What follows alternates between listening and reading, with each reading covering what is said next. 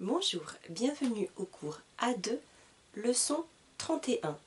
Aujourd'hui, nous allons continuer sur les indéfinis. La semaine dernière, nous avons travaillé ensemble sur les adjectifs indéfinis. Nous continuons ce cours avec les pronoms indéfinis. Regardons ensemble, je vous écris quelques phrases au tableau, nous allons les découvrir et nous arrêter sur quelques pronoms. La professeure travaille avec 15 étudiants.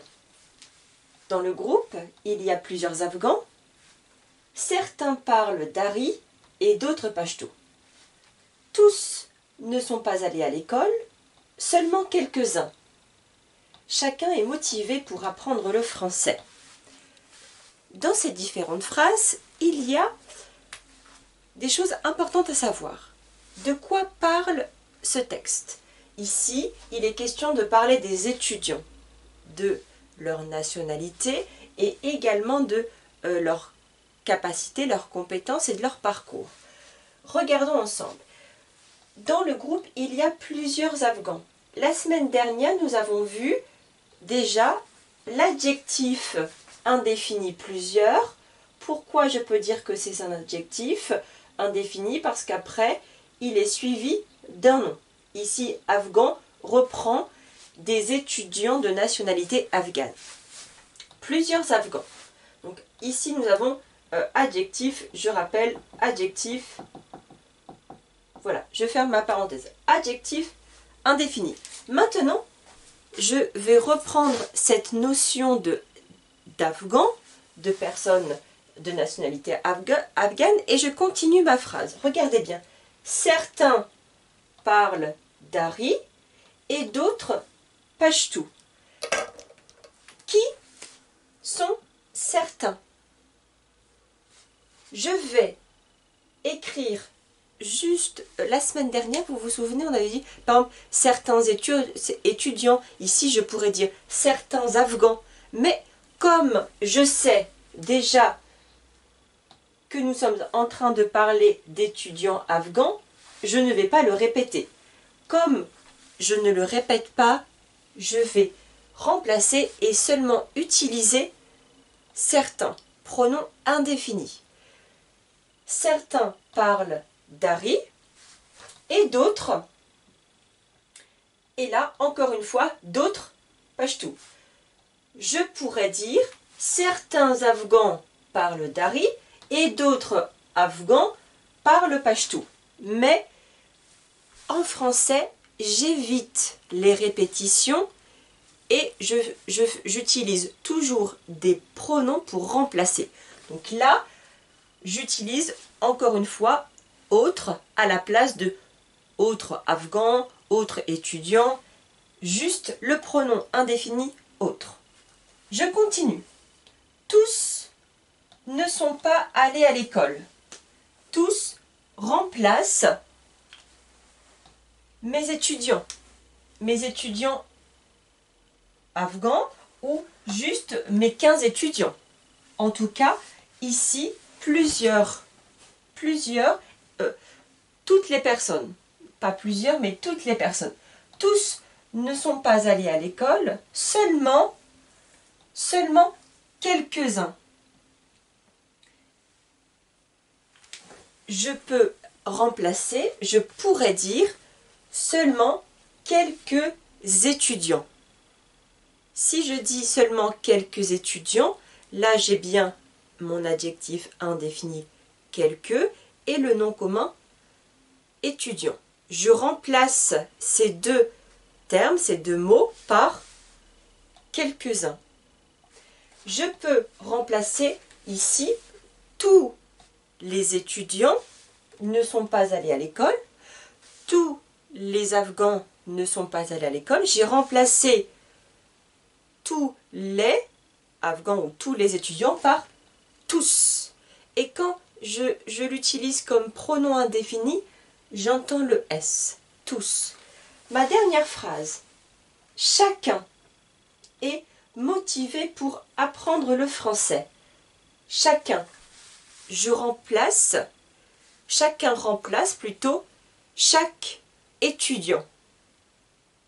À la place d'écrire dans cette phrase « Chaque étudiant est motivé pour apprendre le français », j'ai choisi d'écrire « chacun ». Nous allons nous arrêter maintenant sur les différents pronoms indéfinis, pas tous les pronoms indéfinis, quelques-uns d'ailleurs que nous avons utilisés la semaine dernière et vus comme adjectifs indéfinis, et je vais vous donner quelques exemples. J'efface le tableau rapidement et nous allons découvrir cela ensemble. Premier pronom indéfini, c'est le pronom aucun. Si je prends, si je vous dis par exemple, je parle de moi, je vais dire je n'ai aucun frère.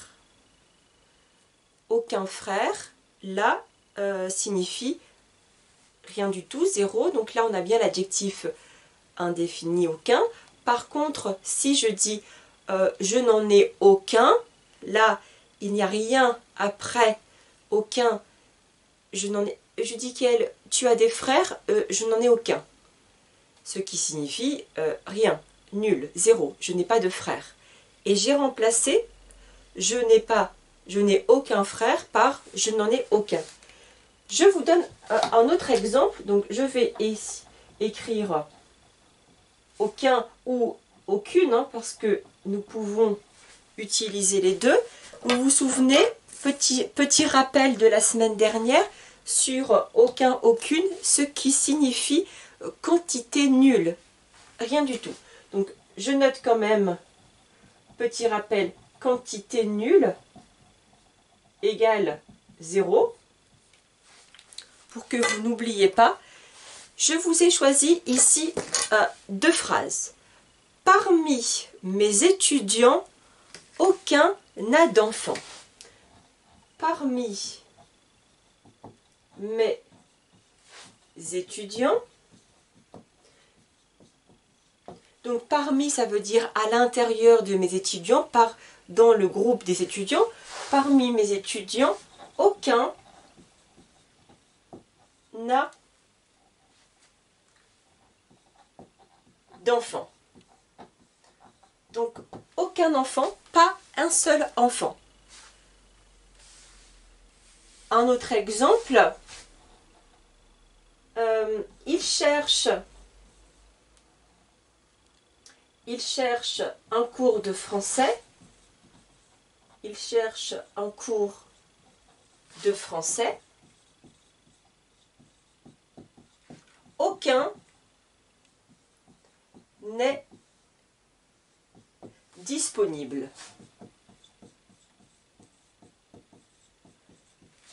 Aucun cours n'est disponible. Donc là, aucun va bien remplacer aucun cours de français que nous avons juste parlé avant. Un autre pronom indéfini qui là est l'opposé, chacun, chacune.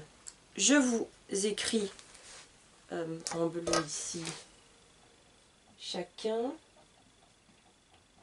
chacune. Encore une fois, nous exprimons ici, cette fois-ci, la totalité, comme avec tout, tous, toutes, etc. Chacun sait que l'école est importante. Chacun sait que l'école est importante. Je peux ici remplacer, je mets des majuscules, hein. Hop. Je peux remplacer dans ma phrase par chacune, chacune. Imaginons dans mon groupe, j'ai seulement des hommes, là je vais dire chacun sait que l'école est importante. Si dans mon groupe j'ai que des femmes, là je vais utiliser chacune, puisque je vais parler de chacune, chaque femme. Voici comment utiliser ce pronom indéfini. Regardons quelques exemples avec ces pronoms. Toutes, tous et toutes. Nous allons utiliser ces pronoms quand nous parlons de la totalité. Toutes les choses, tout le monde, toutes les personnes. Totalité, encore une fois. J'ai pour cela choisi quelques exemples. Peut-être que vous habitez en France, peut-être que vous habitez dans un autre pays, mais si nous comparons votre pays et la France, vous allez me dire, Judicaël, tout est différent. Ce qui signifie toutes les choses sont différentes. Ici, dans l'exemple tout est différent, j'ai bien utilisé un pronom indéfini. Tout est différent. Un autre exemple. J'ai préparé un bon gâteau. Et là, j'ai invité un de mes amis. Je dis, il a tout mangé. J'ai préparé un bon gâteau. Et il a tout mangé. Ici, dans mon pronom indéfini tout, je reprends bien le bon gâteau, le gâteau. Il a tout mangé, le gâteau. À la place de dire tout le gâteau, je le remplace juste par le pronom indéfini tout. Un autre exemple. Elle a invité ses amis, toutes sont venues. Elle a invité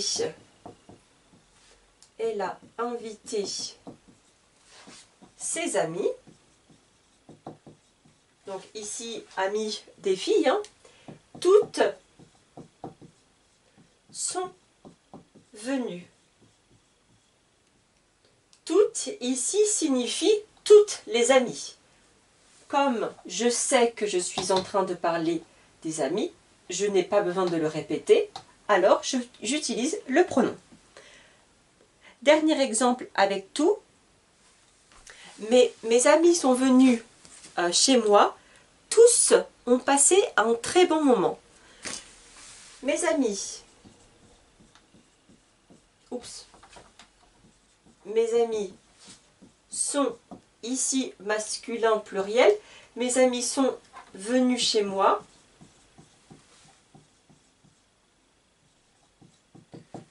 Tous ont passé un très bon moment.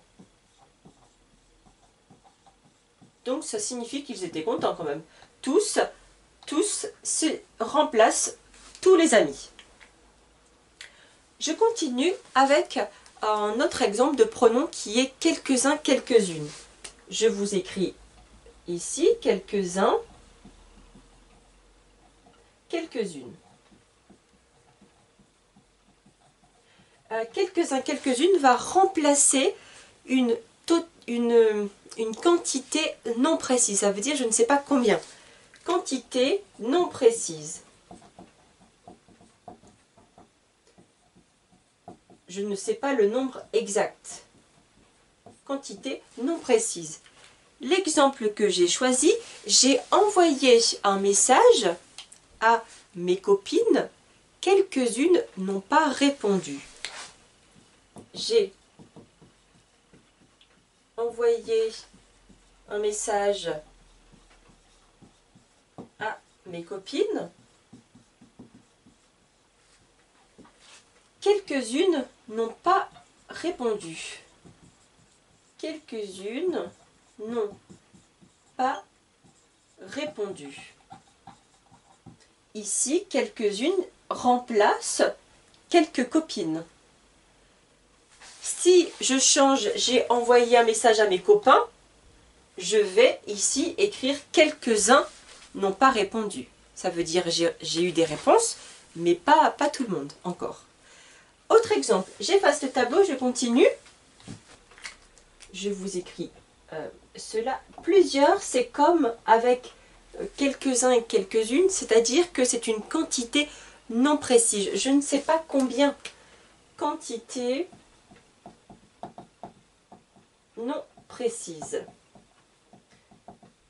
Exemple, c'est bientôt l'été. On imagine que j'ai essayé mes anciens vêtements et là je dis plusieurs sont trop petits. J'ai essayé mes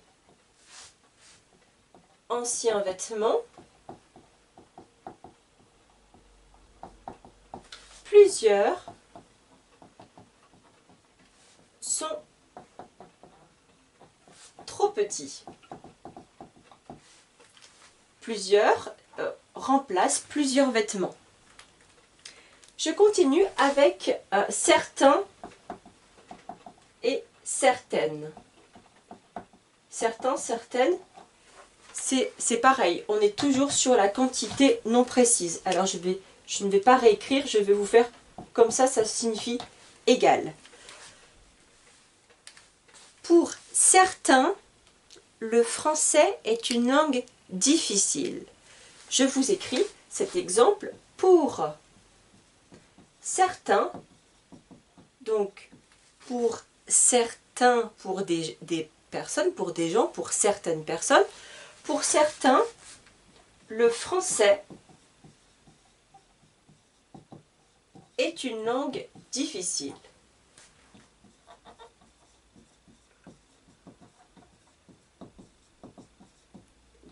Donc là, j'ai utilisé certains à la place de certaines personnes, certains étudiants, etc. Je continue avec un autre pronom que nous n'avons pas encore vu, qui est même. Donc même, je peux l'écrire au singulier ou au pluriel. Ce qui signifie dans le sens de similitude. Pareil, je vous écris ce mot, similitude. Alors c'est un mot un peu compliqué, signifie égal. D'accord, on entend souvent la même chose. L'exemple, je ne sais pas si je change de voiture ou si je garde la même. Voici un exemple. Je ne sais pas si je change de voiture ou si je garde la même. Donc, dans cet exemple-là, la même, en fait, je remplace la même voiture. Pour éviter ma répétition, j'utilise le pronom indéfini même. Continuons maintenant avec le dernier pronom qui est autre. Autre au singulier ou autre au pluriel. Il a fini ses exercices.